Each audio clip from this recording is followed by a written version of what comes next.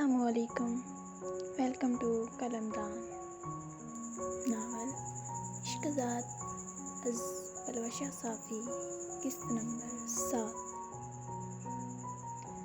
مسکان کو اپنی غلطی کا احساس ہوا۔ اس نے صہیب سے معذرت کی۔ اب تو جرمانہ ادا کرنا پڑے گا، ملنا پڑے گا۔ صہیب نے شرارتی انداز میں جعلی خفگی سے کہا۔ ملنا؟ وہ اب بھی کنفیوز تھی۔ مان جاؤ نا، اب تو ویزا بھی لگ گیا ہے۔ تھوڑے دنوں میں چلا جاؤں گا۔ جانے سے پہلے میری یہ خواہش پوری نہیں کرو گی پلیز؟ اس نے پھر التجا کی۔ مسکان دوہری کیفیت کا شکار تھی۔ وہ ملنا بھی چاہتی تھی، اکیلے جانے سے خوفزدہ بھی تھی، لیکن آج وہ صہیب کا دل نہیں توڑنا چاہتی تھی، اس لیے اس نے ہمت کر کے ہاں کر دی۔ اگلے دن لنچ پر ریسٹورینٹ میں ملنا طے پایا۔ کالج کے پاس ایک پوائنٹ طے کر کے وہاں سے ساتھ چلنے کا پلان بنایا۔ اچھا، اب میں تھوڑی دیر سو جاتا ہوں، کچھ دیر پہلے ہی پہنچا ہوں، بہت تھک گیا ہوں۔ اس نے بیڈ پر لیٹ کر آنکھیں بند کی اور مسکان نے الوداعی کلمات کہہ کر فون بند کیا۔ وہ کمرے میں ٹہلتے، ناخن چباتے یہ سوچ رہی تھی کہ وہ جائے گی کیسے اور گھر پر کیا کہے گی، ستارہ سے چھپ کر کیسے نکلے گی۔ حارث صاحب گھر میں بیٹیوں کے معاملے میں ہمیشہ سے ہی محتاط رہے ہیں، کبھی گھر سے اکیلے باہر جانے نہیں دیا، اس لیے مسکان کو بھی اکیلے جانے میں گھبراہٹ ہو رہی تھی۔ اب تو صہیب کو ہاں کر دیا ہے، جانا تو پڑے گا، اس نے دل میں سوچا اور کل کے لیے تیاری کرنے لگی۔ کالج کے مڈ ٹرم کی چھٹیاں چل رہی تھیں۔ صبح دیر تک سوئے رہنے کا معمول بنا ہوا تھا۔ صبح وہ 10 بجے تک اٹھی، 12 بجے ملنے جانا تھا۔ وہ نہا کے آئی اور آئینے میں بال برش کرنے لگی، ساتھ ساتھ مسلسل دماغ بہانہ کرنے میں لگا رہا۔ 11:30 تک وہ تیار ہوئی۔ اس نے سرخ رنگ کا کرتا پاجامہ پہنا اور سفید دوپٹہ گلے میں لیا، بالوں کی ڈھیلی ڈھالی چوٹیاں بنائیں اور کچھ لیٹیں چہرے پر رہنے دی۔ دبے پاؤں چلتی لاؤنج میں گئی۔ امی دوپہر کے کھانے کے لیے سبزی کاٹنے میں مصروف تھیں اور سائرہ بھابھی اپنے چھوٹے بیٹے کو کھلانے میں۔ وہ ڈائننگ ٹیبل پر امی کے پاس بیٹھی۔ امی، مجھے ایک کتاب لینے سینٹرل لائبریری جانا ہے، اس نے ہلکے آواز میں امی کے ساتھ مٹر چھیلتے ہوئے کہا۔ امی، شام کو تیرے بابا آئیں گے تو ساتھ چلی جانا، امی نے مصروف انداز میں جواب دیا۔ امی، ابھی ضرورت ہے، شام تک نہیں رک سکتی، اس نے معصوم انداز میں التجا کی۔ مسکان، مجھے بہت کام ہے، میں تمہارے ساتھ نہیں چل سکتی۔ نہیں امی، آپ کام کریں، میں خود چلی جاتی ہوں، اس نے ہڑبڑا کر کہا۔ نہیں، خود کیسے جاؤ گی اکیلے؟ امی نے کچن جاتے ہوئے جھڑکا۔ امی، ضروری ہے، جانے دیں، اس نے امی کو کچن جاتے ہوئے آواز لگائی۔ امی، اچھا ستارہ کو ساتھ لے جا، اس نے کچن سے امی کو بولتے سنا۔ وہ کرسی سے اٹھی اور بالائی منزل کی سیڑھیوں کی جانب چلی گئی۔ سیڑھیاں چڑھ کر اوپر آئی اور بنا آواز کیے ستارہ کے کمرے میں جھانکا۔ وہ ابھی بھی گہری نیند سو رہی تھی۔ اس نے خدا کا شکر کیا، واپس نیچے آئی۔ مسکان، امی، اس کی طبیعت نہیں ٹھیک، وہ سو رہی ہے، تھوڑی دیر کی بات ہے، جلدی آ جاؤں گی واپس، اس نے کچن کے دروازے پر ہی کھڑے کھڑے کہا۔ لیکن بیٹا، اگر تمہارے بابا کو پتہ چلا تو؟ امی، بابا کے آنے سے پہلے آ جاؤں گی، پکا پلیز، اس نے جھٹ سے کہا۔ امی نے ٹھیک ہے پر جلدی آنا، کہتے ہوئے اسے جانے کی اجازت دے دی۔ وہ خوشی سے اچھلتے ہوئے باہر کی جانب بڑھی۔ اور سنبھل کر جانا، اس نے امی کو آواز لگاتے سنا۔ جی امی، بائے، اس نے گیٹ کے قریب پہنچ کر صدا لگائی اور باہر نکل گئی۔ میری اللہ، مجھے امی سے اتنے جھوٹ بولنے کے لیے معاف کر دینا پلیز، اس نے دل میں دعا کی اور دھڑکتے دل کے ساتھ تیز قدموں سے چلتی سڑک پر آئی اور رکشہ میں سوار ہوئی۔ رکشے والے کو کالج کے پیچھے گلی کا ایڈریس بتا کے وہ صہیب کو کار میں لائی۔ انسان نادان ہوتا ہے، شیطان اسے اپنے بہکاوے میں لے آتا ہے اور انسان سے وہ گناہ سرزد ہو جاتا ہے۔ صہیب کر کے بھی 11 بجے جاگا اور عادت سے مجبور پہلے موبائل دیکھنے میں 10 سے 15 منٹ مزید ضائع کیے۔ ایک جھٹکے سے ملنے کا یاد آیا تو برق رفتاری سے اٹھا اور واش روم میں بھاگ گیا۔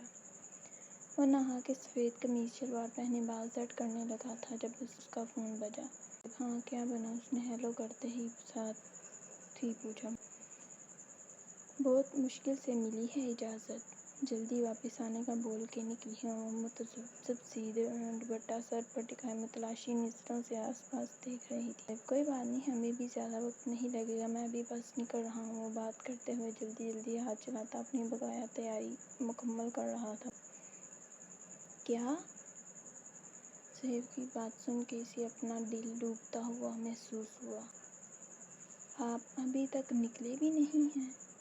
صہیب: میں آدھے راستے تک پہنچ بھی چکی ہوں، اس نے گھبرا کے کہا۔ ڈونٹ وری مسکان، میں 10 منٹ میں پہنچ جاؤں گا، تم بس پینک مت کرو، کسی کو خود پہ شک مت ہونے دو، بی کام۔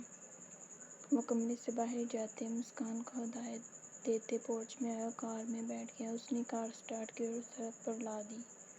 مسکان اس سنسان گلی میں اتری، آس پاس نظر دوڑائی۔ اسے وہاں اکیلے کھڑے رہنے سے خوف آ رہا تھا۔ وہ پھر سے صہیب کو کار ملانے لگی۔ 2 رنگ گئے کہ اس نے گلی کے سرے پر کار کو مڑتے دیکھا۔ اسے اپنا سانس بحال ہوتا محسوس ہوا۔ صہیب نے اس کے قریب پہنچ کر کار روکی اور ہاتھ بڑھا کر فرنٹ ڈور کھولا۔ وہ جلدی سے اندر بیٹھی تو صہیب نے کار چلا دی۔ بہت رسکی ہے گھر سے ایسے نکلنا، اس نے سکون کا سانس لیتے ہوئے کہا۔ رسکی ہے پر مزہ بھی بہت آتا ہے، اس نے دل فریبی سے دیکھتے ہوئے مسکان کی لٹوں کو چھوا۔ مسکان نے صہیب کا یہ انداز پہلے کبھی نہیں دیکھا تھا۔ اسے عجیب کھٹک محسوس ہوئی۔ وہ رخ موڑے کھڑکی سے باہر دیکھنے لگی۔ ہم کہاں جا رہے ہیں؟ اس نے کچھ لمحے خاموشی سے گزرنے کے بعد سڑک پر ٹریفک کم ہوتے ہوئے دیکھ کر پوچھا۔ ایک اسپیشل جگہ جا رہے ہیں، اس نے مسکراتے ہوئے مسکان کی آنکھوں میں دیکھ کر کہا۔ اسپیشل جگہ کا کوئی نام تو ہوگا؟ اس کا گلا خشک ہونے لگا، ہاتھوں پر پسینہ آتا محسوس ہوا۔ ٹرسٹ می مسکان، میں تمہیں اغوا نہیں کر رہا، اس نے مسکان کی بے چینی کو سمجھ کر کہا۔ مسکان نے مسکرانے کی کوشش کی اور پھر سے نظریں باہر نظر آتی خالی سڑک پر جمائیں۔ کیا میں نے گھر پر جھوٹ بول کر اکیلے آنے میں غلطی تو نہیں کی؟ مجھے صہیب پر اتنا اندھا یقین نہیں کرنا چاہیے تھا، آخر میں اسے جانتی ہی کتنا ہوں، اس نے اضطراب میں سوچا۔ شہر سے کچھ فاصلے پر صہیب نے ایک وسیع اور ریسٹ ہاؤس نما ریستوران کے سامنے کار روکی۔ وہ عمارت کو چاروں طرف سے دیکھتے ہوئے کار سے اتری، قدم قدم چلتی ہوئی صہیب کی طرف آئی۔ دونوں ساتھ چلتے اندر داخل ہوئے۔ ریستوران خالی پڑا تھا، اکے دکے ویٹرز کے علاوہ کوئی نہیں تھا۔ یہاں تو کوئی بھی نہیں ہے، اس نے ایک کرسی پر بیٹھ کر کہا۔ ہاں شہر سے دور ہے اس لیے کوئی آتا جاتا نہیں، پر ہمیں لوگوں سے کیا کام، ہمیں تو صرف اپنا انجوائے کرنا ہے نا، اس نے جتاتے ہوئے کہا اور ویٹر کو اشارہ کر کے بلایا۔ کیا کھاؤ گی؟ صہیب نے مینو کارڈ دیکھتے ہوئے پوچھا۔ کچھ بھی جو آپ کہو۔ ناشتہ نہ کرنے کے باوجود بھی اسے بھوک بالکل نہیں لگ رہی تھی۔ صہیب نے 2 چائنیز رائس، اٹالین پیزا اور افغانی گوشت کا آرڈر دے دیا۔ ویٹر کے وہاں سے جانے کے بعد وہ دونوں پورے ڈائننگ ایریا میں اکیلے رہ گئے۔ ویسے میں تو یہ کہنا بھول گیا، تم آج بہت خوبصورت لگ رہی ہو، اس نے توجہ مسکان پر مرکوز کر لی۔ تھینک یو، اس نے دھیمی آواز میں کہا۔ اس کی چھٹی ہنس بار بار اسے خبردار کر رہی تھی۔ میں بیکار سوچ رہی ہوں صہیب ایسا لڑکا نہیں ہے، یہ صرف میرا وہم ہے۔ مسکان بار بار خود کو دلاسا دے کر دل میں سے منفی خیال جھاڑ دیتی۔ کھانا آ چکا تھا۔ دونوں نے کسی موضوع پر تبادلہ خیال کرتے ہوئے کھانا کھایا۔ صہیب کچھ میٹھا آرڈر کرنے لگا تھا کہ مسکان نے روک دیا۔ ابھی نہیں، پیٹ فل ہو گیا، میٹھا کسی اور دن کھا لیں گے، آج کے دن کے لیے اتنا ہی کافی ہے، اس نے رومال سے منہ پوچھتے ہوئے کہا۔ صہیب ویٹر کو واپس جانے کا کہہ کر کھڑا ہو گیا۔ چلو واک کرتے ہیں۔ وہ مسکان کی سیٹ کی طرف آیا۔ واک کہاں کریں گے؟ اس نے سیٹ سے اٹھتے ہوئے حیرانگی سے صہیب کو دیکھا۔ یہیں ہوٹل میں ہی، پیچھے اچھا خاصا لان ہے، تم چلو تو۔ اس نے آگے ہو کر ہاتھ بڑھایا۔ مسکان پرسوچ انداز میں اس کے ہاتھ کو دیکھ رہی تھی کہ صہیب نے اس کا ہاتھ خود ہی تھام لیا اور اسے اپنے ساتھ لیے باہر کی جانب چلنے لگا۔ مسکان کو اس کا ہاتھ تھامنے ہچکچاہٹ محسوس ہوئی، لیکن صہیب کے ہاتھ کے گرم لمس نے اسے اپنے حصار میں لے لیا۔ قدم قدم چلتے وہ ایک لمبے کوریڈور کے سرے تک آئے، جہاں کچھ کمرے بنے نظر آئے۔ مسکان کی چھٹی حس اسے پھر چبھنے لگی۔ کوریڈور بالکل خالی تھا اور کچھ قدم آگے آ کر رک گئی۔ ہم کہاں جا رہے ہیں صہیب؟ اس نے لڑکھڑاتی زبان سے لفظ ادا کیے۔ کمرے میں، اس نے سپاٹ انداز میں نظریں مسکان پر جمائے ہوئے کہا۔ مسکان کو دل ڈوبنے لگا، اسے اپنا وہم حقیقت میں تبدیل ہوتا نظر آیا۔ اس کے ہاتھ پاؤں میں لرزش محسوس ہونے لگی۔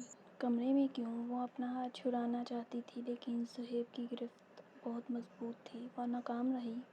ارے کچھ بات کرنی ہے تم سے، بس تھوڑی دیر، صرف 1 گھنٹہ۔ اس نے مسکان کے ہاتھ پر اپنی گرفت اور مضبوط کر لی۔ مسکان کے خوف و ہراس میں اضافہ ہوا، اس نے وہاں سے بھاگ جانے کا دل کیا۔ اسے اپنے گلے میں آنسوؤں کا پھندا اٹکا لگا۔ مسکان کو صہیب کے اس رویے سے بہت دکھ ہوا۔ اسے بالکل امید نہیں تھی کہ صہیب ایسی کسی حرکت کا سوچے گا۔ صہیب باہر بات کرتے ہیں، اس نے بھرائی آواز میں کہا اور پیچھے قدم اٹھانے لگی۔ اچھا سنو۔ اس نے مسکان کو کھینچ کر دیوار سے لگایا۔ مسکان کی چینخ نکلنے والی تھی کہ صہیب نے اس کے منہ پر ہاتھ رکھ دیا۔ صہیب شش! وہ مسکان کے بالکل قریب آ گیا۔ مسکان نے آنکھیں میچ لیں، اس کی سانسوں کی رفتار تیز ہو گئی، دل اتنا زور سے دھڑک رہا تھا جیسے باہر ہی آ جائے گا۔ صہیب نے مسکان کے منہ پر سے ہاتھ ہٹایا اور اس کے چہرے پر آتی لٹیں پیچھے کر کے اپنا چہرہ اس کے قریب کیا۔ مسکان آنکھیں بند کیے اپنی جگہ پر ساکت کھڑی رہی۔ اسے اپنے وہاں آنے پر پچھتاوا ہوا۔ وہ دل ہی دل میں خود کو کوسنے لگی۔ صہیب کے ہونٹ اپنے کان کی لو پر محسوس کر کے اس نے مٹھیاں بھینچ لیں۔ جاری ہے۔ Must like the videos and subscribe my channel and don't forget to press the bell icon.